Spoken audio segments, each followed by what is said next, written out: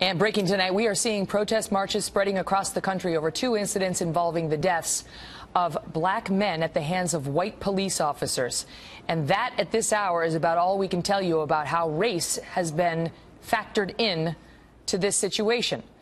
A grand jury decided not to indict a New York City police officer yesterday in the connection with the death of a black man, Eric Garner. A week after a grand jury in St. Louis, Missouri, in Ferguson, Missouri, decided not to indict a white man, police officer, in connection with the death of a black man there. Commentators and some politicians are making the near universal suggestion that the grand jury here got it wrong. All Americans, every one of us, should pity Mr. Garner and his family. He did not deserve what happened to him.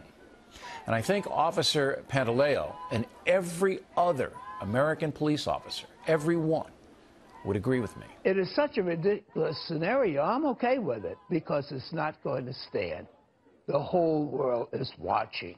How this cop did not go to jail, it was not held responsible, is beyond me. I honestly don't know what to say. If comedy is tragedy plus time, I need more time. But I would really settle for less tragedy. Today, the New York Daily News running this front page showing Eric Garner moments before he was wrestled to the ground with the headline, "We can't breathe," invoking Garner's last words. So if so many people think the grand jury failed in Staten Island, how did they arrive at their decision? Vincent Warren is the executive director of the Center for Constitutional Rights and a former attorney for the ACLU, and in moments we'll also be joined by former police commissioner Bernard Carrick here in New York City. Good to see you tonight, sir. And so the question tonight is whether there is any reason to believe that perhaps this grand jury could have reached its decision based on something other than race. It is very hard to see how the grand jury would not indict on the evidence that everybody has seen. I mean, all of the commentators are saying that. But I think the race piece is important, and I want to see if I can get into that with you, particularly because... Let's do that, but let me just ask you quick before we go to that. Sure. Why do we go there? Why don't we just say, under your argument, that the police overreacted, to put it charitably, why isn't it a case about excessive law enforcement, about excessive force, as opposed to a race thing? Oh, because it's a case about both. There are two pieces of this. There's the excessive law enforcement and the prosecution, and then there is the reason why this grand jury and why this prosecutor presented evidence in such a way that was likely to not get an indictment. This one here in Staten Island? Yes, this one here in Staten Island. So on the first piece, it is as clear as day, as clear as blue as the sky, that there should have been some charges, some serious charges brought based solely on what we've seen in terms of the evidence.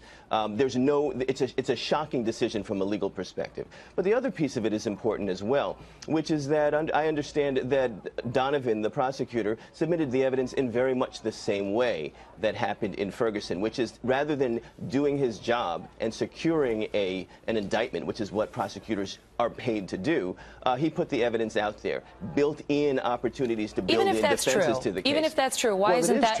Okay, but let's assume that's the case, and he did that, in your argument, inappropriately. Why couldn't that be a prosecutor trying to give a cop the benefit of the doubt? Why does it have to be about race? Well, this is my point. It is about the prosecutor giving the cop the benefit of the doubt. It is why wouldn't he have done that for a black cop if it had been a white man who died? And he would have done that as well. But it is also... So where's the race issue? I'm trying to talk to you, Megyn. I'm trying to talk to you.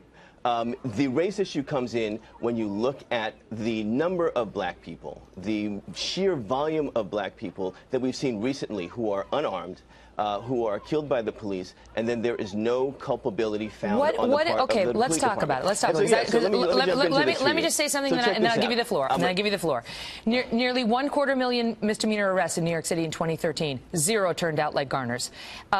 Three quarters of the cop shootings in this country are of white people. Only 1/4 are of black people. 91% of blacks who are murdered are killed by other blacks. Only 7% are killed by whites. I could go on. I could cite to you a list of cases in which a black cop killed a white man, and no indictment followed, and where a white cop killed a black man and the cop was indicted. I'm running out of time, Megyn. Are you ready? Go for it. Okay.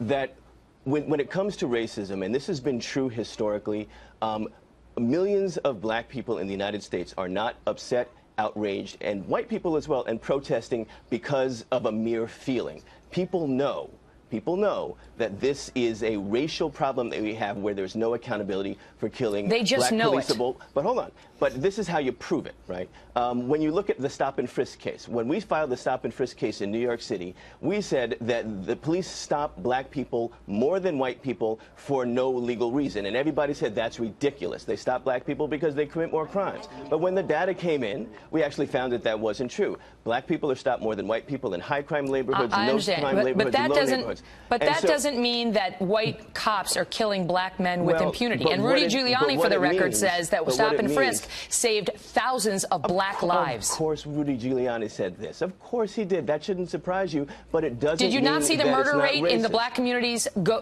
down during Mayor Giuliani's tenure? Megyn, I know this is the Megyn Kelly show. I really do. But I'm trying to. You want some evidence? You are getting your say, sir. Okay, so let me keep talking. So what we do know is when we look at the data and the statistics, very often the narrative about criminality is actually not the case. It actually has to do with targeting black people. And I think what we're going to find as the data comes in around indictments, when the data comes in, which is largely in the hands of the prosecutor, about how these cases. I'm waiting to hear your data. All I hear from you is the narrative. And I got to go, Vincent, because I'm out of time. Thank you for being here. Thank you for talking to me.